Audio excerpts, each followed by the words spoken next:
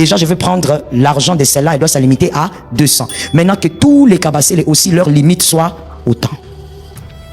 Tu ne comprendras pas dans toute la famille. Personne n'est perse.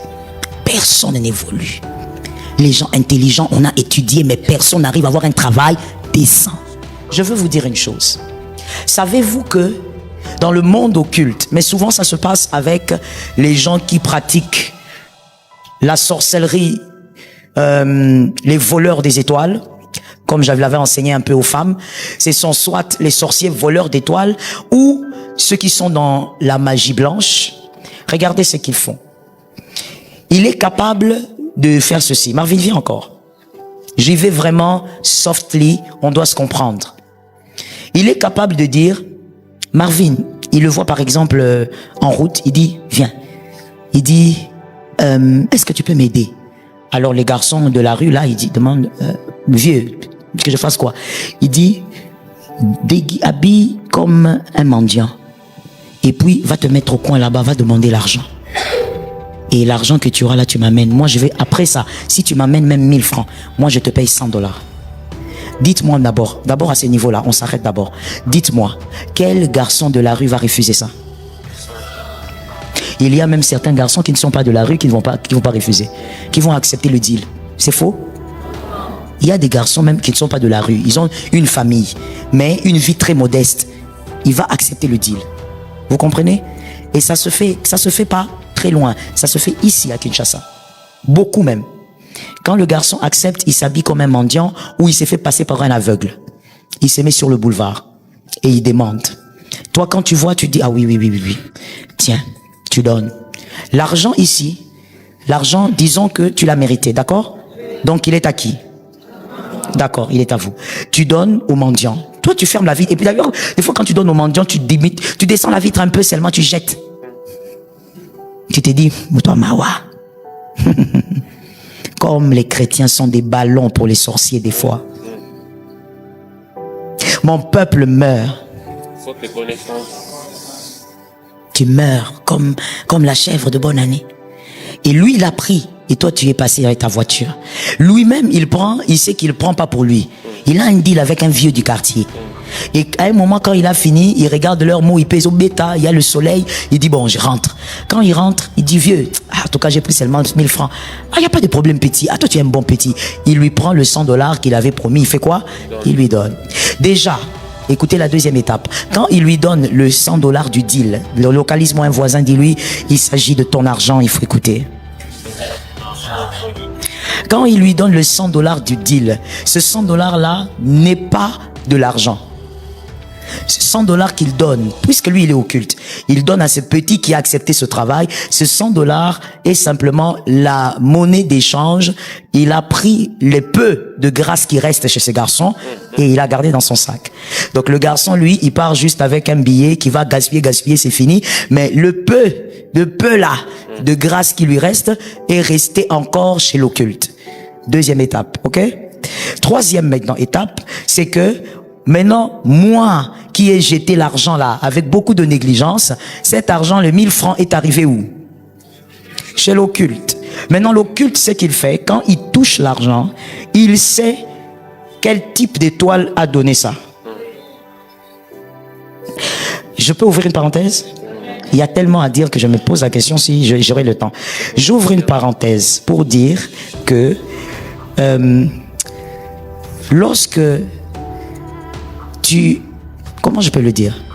Lorsque l'occulte là, il voit le type d'étoile. Non, je vais le dire de manière simple pour que ça soit bien compris. Ne sois pas toujours en train de jubiler quand tu rencontres quelqu'un qui te dit tu as une grande étoile. Tu es, parce que bon, ça dépend des langages, hein. Des fois, à tort, on dit tu as, mais normalement, c'est tu es. Mais généralement, dans le jargon, on dit tu as. Tu vois, si tu entres dans le 207, tu vois un gars te dit tu as une grande étoile. Toi, tu dis c'est un prophète que j'ai rencontré. Fais très attention. Fais très attention. Tout celui qui voit n'est pas prophète. Et la seule manière de vous avoir facilement, c'est de se déguiser en prophète. Faites très attention. Celui qui a vu ce que vous avez est dangereux. Et je le dis même dans tous les sens. Même quand c'est une personne divine. Celui qui a vu ce que tu as devient dangereux. Alors, quand il voit le type d'étoile, il regarde, il dit, ok, cette étoile est une étoile brillante, mais en même temps, elle est faible. C'est-à-dire que lui domine sur celui qui a donné ça. Là où toi, tu pars avec ta voiture, donnez-moi une marque de voiture. Vanguard.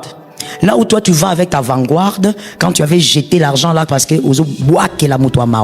là où tu vas avec ta Vanguard là, pendant que tu vas avec, on est en train de te terminer. On est en train de te sécher. Tu arrives au travail, tu travailles, mais il y a des personnes aussi hyper sensibles spirituellement, et je précise que ça ne dépend pas de la prière, parce que c'est quelque chose qui émane de l'étoile. Il y a des personnes hyper sensibles, on les voit même chez les païens, quand on lui a volé quelque chose de spirituel, il le sent dans sa chair. Vous allez remarquer que la personne vous dit, je sens une fatigue, je comprends pas. J'étais bien, je m'étais bien réveillé, mais j'arrive au travail, je me sens fatigué. Même les païens, certains ressentent ça parce que c'est une sensibilité que Dieu a mis dans les étoiles, dans certaines étoiles, selon sa volonté. Donc tout le monde ne ressent pas ça forcément. Mais il y a des gens qui ressentent ça dans leur chair. Ou alors, il était très bien, mais quand il arrive au travail, il sent la fièvre. Et cette fièvre, elle n'est pas graduelle. Brusquement, il commence à brûler de fièvre. Il dit, mais qu'est-ce que j'ai? Ainsi, le pasteur Joël te dit humblement, à chaque fois que quelque chose t'arrive au niveau de ta chair, ne précipite pas la paracétamol. Avant de te précipiter là, va d'abord dans le vrai domaine de ton existence. En réalité, en l'homme, c'est l'esprit. Commence d'abord par des paroles spirituelles contre ce que tu ressens. Et donc, cette personne commence à te sécher. Tu arrives avec ta Vanguard au travail et la journée commence, tu ne comprends pas. D'abord, ton atmosphère devient compliquée. Les gens sont bizarres avec toi. Toi-même, tu travailles, mais tu as trop de problèmes. Tu sens que tu es acculé. Ton argent est maintenant contrôlé quelque part. Et voici le domaine que je déteste avec ce système d'envoûtement par rapport à l'argent. Et je crois que je vais finir par là. Le domaine que je déteste, c'est, selon notre exemple, c'est le quantième point 5. C'est le 5e. Le domaine que je déteste, c'est que il y a certains occultes qui ont pactisé dans le monde des ténèbres pour avoir de l'argent. Pas seulement la gloire, mais de l'argent. Quelqu'un m'a dit de l'argent. Et ces occultes-là, quand ils font ça, ils pactisent. Quand ils prennent ton argent par le biais de ce faux mendiant, et je crois que tu as compris que tu ne peux pas donner quelque chose sans prier. Le problème n'est pas de ne pas donner, non. Enfant de Dieu, tu dois aider les mendiants, mais tu dois toujours prier. Sanctifie ce que tu donnes. Et tout doit être sanctifié par la prière. Exactement.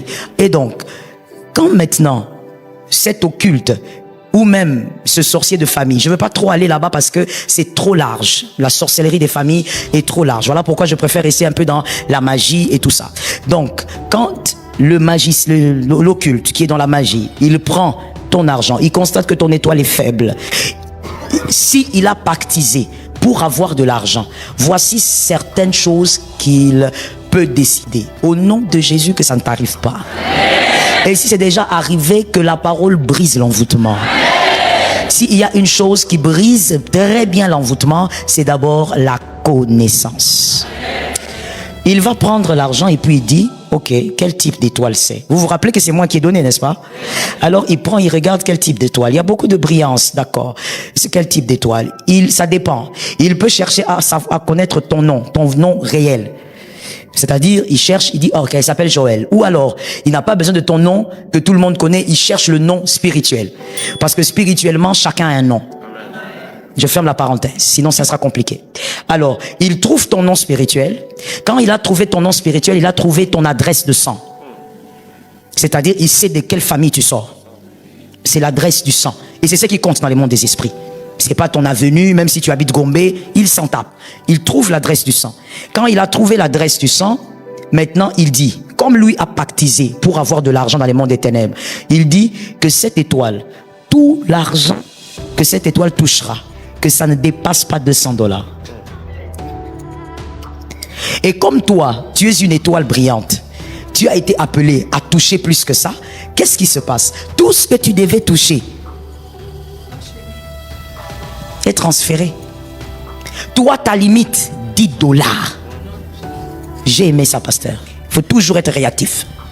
Toi, ta limite, $100. Ta limite, $1000. Tu ne dépasses pas. Ta limite, $2000. Tu t'arrêtes là. Donc, depuis que tu es né, toi-même, tu sais qu'il y a des limites que tu n'as jamais. Il l'a pris et il a fait quoi? Il a décrété. Alors, comme je disais, s'il voit l'adresse du sang, j'espère que vous me suivez, n'est-ce pas? S'il localise, par exemple, là, comme j'ai dit, ton nom spirituel, et il trouve aussi l'adresse du sang, il peut aussi regarder. Ce sont des possibilités parce que ça dépend d'une personne à une autre. Ça dépend de quel type d'occulte tu as rencontré ou qui est tombé sur ton argent. Il regarde la famille, dit, oh d'accord, c'est la famille Kabasele, d'accord. Alors, il regarde maintenant, il fait des incantations. Ça lui demandera plus de temps. Il faut qu'il soit peut-être chez lui, dans sa chambre noire, ou quelque part là où il fait ses incantations habituelles. Quand il entre là-bas maintenant, il fait maintenant, ok, le Kabasele est là maintenant, il fait des incantations pour vous sortir. Ça, je parlerai de ça demain par rapport au miroir. Alors, il ne faut pas manquer, il ne faut pas être en retard. Parce que ce sont des enseignements compliqués si on ne prend pas le temps.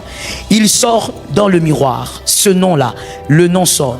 Et quand le nom sort, il demande à voir les étoiles de tous les Kabasele. S'il constate que tous les noms sortent, c'est que vous êtes prénable. S'il invoque, votre nom sort, c'est que votre famille-là, vous êtes prénable. Si vous n'êtes pas envoûtable, il faudrait que quand il appelle, que le nom ne sorte pas. Il ne faut pas seulement me dire amen. Hein. Il faut s'élever dans la prière.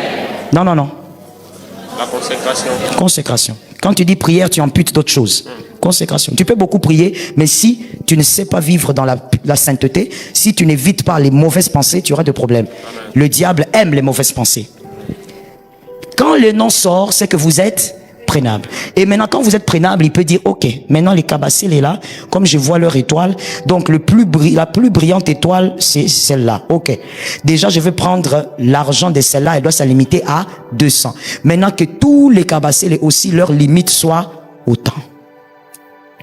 Tu ne comprendras pas dans toute la famille. Personne n'est perse. Personne n'évolue. Les gens intelligents, on a étudié, mais personne n'arrive à avoir un travail décent. Je veux finir en disant, ce piège d'envoûtement arrive pourquoi? Parce qu'une certaine Joël qui a donné l'argent à un mendiant s'est retrouvée plus faible que celui qui a pris l'argent. Le grand problème, c'est ça. Et regardez maintenant, on est arrivé jusque dans la famille tout entière. Pourquoi? Parce qu'une personne a été spirituellement faible. Et quand on a aussi appelé le nom, tous sont sortis parce que parmi eux, il n'y a personne qui est plus puissant que celui qui a appelé. Dans le monde des esprits, tu dois être plus puissant que les voix qui parlent. Il y a des voix. Il y a des voix qui parlent.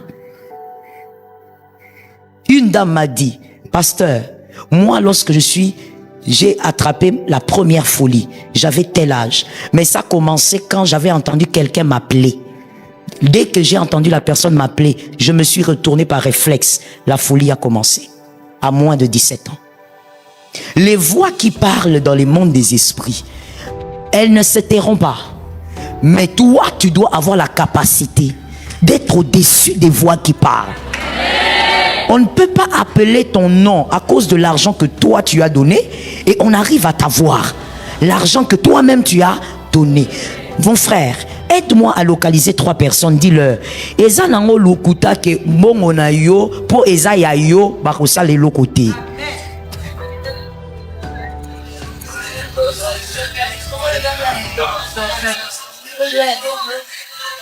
Traduction, c'est un mensonge. Et je sais que beaucoup d'enfants de Dieu sont dans ça. Un slogan vide, on ne sait même pas où on a eu ça parce que dans la Bible, là, il n'y a pas. Oh non, l'argent, là, c'est mon argent, on ne me fera rien. Qui t'a dit ça?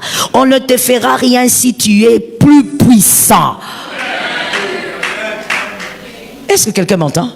Même si tu as mérité, comme on a donné le premier point ici, tu as travaillé, c'est ton argent. Mais que celui qui prendra ne soit pas plus puissant que toi. Parce que le monde spirituel est une affaire de puissance. Il a reçu le nom au-dessus. Est-ce que tu comprends bien l'écriture? Il est question d'être au-dessus. Si on dit Jésus, parce qu'il est, et on dit bien dans l'écriture, il n'a pas reçu ça gratuitement. C'est pas parce qu'il est Dieu, voilà, comme il est Dieu, non, non. Il y a un schéma. Il s'est donné lui-même en acceptant la mort jusqu'à la croix. Ainsi, on lui a donné. Qui lui a donné? Celui qui lui a donné, c'est celui qui donne les positions par rapport à la puissance. C'est comme ça. C'est ça. Ouais, c'est pas parce que bon, moi, Marie, il est venu de Dieu, c'est Dieu. Non, même Dieu a payé le prix. Il n'a pas payé le prix de ta vie, je dis le prix de la puissance. Il a payé le prix. Cette écriture dit clairement. C'est pourquoi aussi Dieu. Ah d'ailleurs, c'est ça qui est écrit. Aussi Dieu. Dieu l'a souverainement élevé. Donc il y a quelque chose qu'il faut faire pour que Dieu t'élève. Je ne parle pas de la gloire du monde, je parle de la puissance de l'esprit.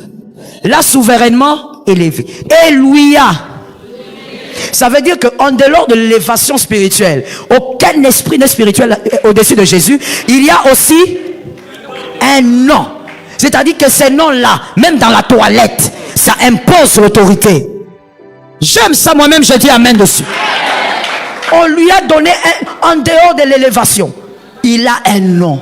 C'est-à-dire qu'aucun serpent ne peut parler devant ce nom-là.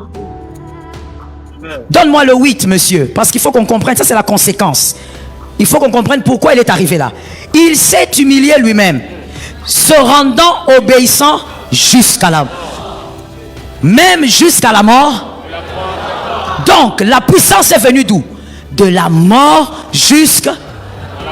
De l'obéissance jusqu'à la mort. Consécration. Consécration. Tu badines avec ta vie, la vie n'a pas de brillant. Tu joues avec, il y a des choses que tu ne vivras pas.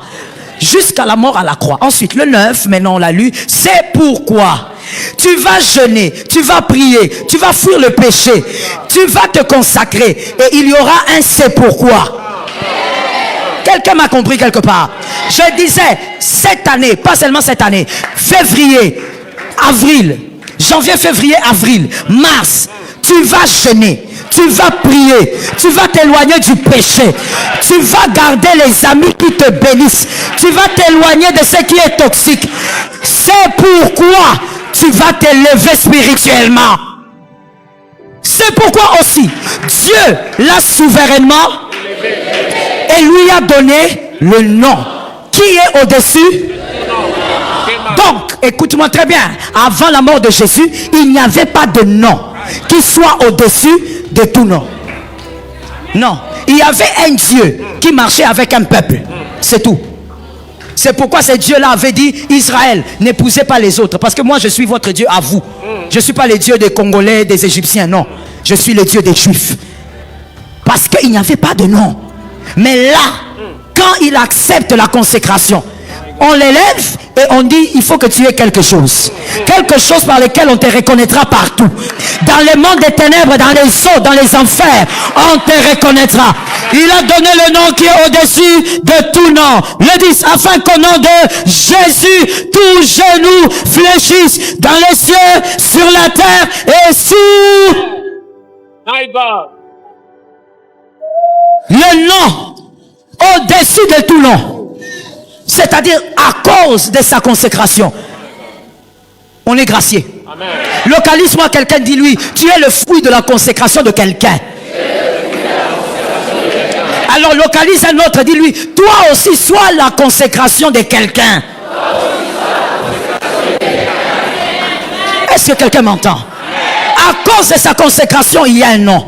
Ce qui fait que même quand tu es devant les sorciers, le nom. Ce qui fait que même si est-ce que tu me suis très bien? Ce qui fait que même si ils sont nombreux à venir te combattre, tu élèves un nom, le fameux nom là, tous se dispersent. Ils viendront par un seul chemin, ils se disperseront par 7 chemins, parce que tu as le nom. Donne-moi un amen normal. Ils te feront la guerre, mais ils ne te vaincront pas parce que tu as le nom. Ce n'est pas parce que tu es Mouswahili, parce que tu es Moukongo, parce que tu es Moulouba, parce que tu es de l'Équateur. C'est parce que tu as un nom. À cause de ce nom-là, la sirène des eaux n'a pas de place. Voilà pourquoi il est écrit, il marcha sur les eaux. Il a marché sur les eaux, les sirènes en dessous, les mamiwata en dessous, les tatiwata en dessous, les pouvoirs en dessous. Jésus, quand il marche, aucune sirène ne sort. Quand Jésus marche, aucune sirène ne parle. Quand Jésus marche, aucune sirène n'envoûte quelqu'un. Tous sont en bas. Jésus marcha sur les eaux. Aucun pouvoir n'est au-dessus de Jésus parce qu'il s'est consacré.